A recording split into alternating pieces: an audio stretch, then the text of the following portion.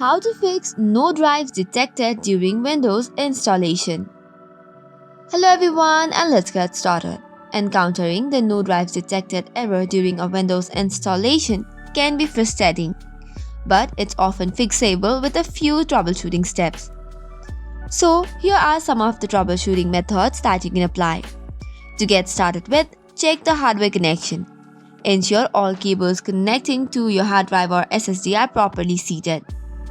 Next up, check BIOS setting. For this, restart your computer and enter the BIOS setting.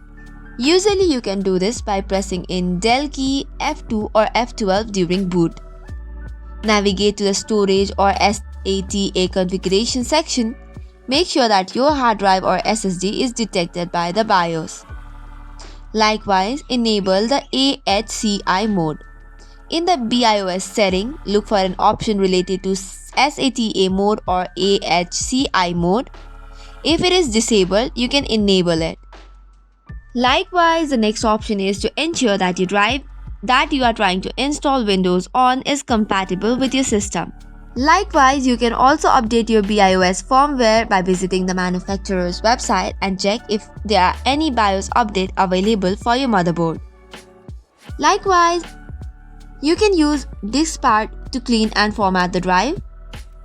For this, boot from the Windows installation USB drive and press Shift plus F10 to open command prompt. Here is the command that you need to paste.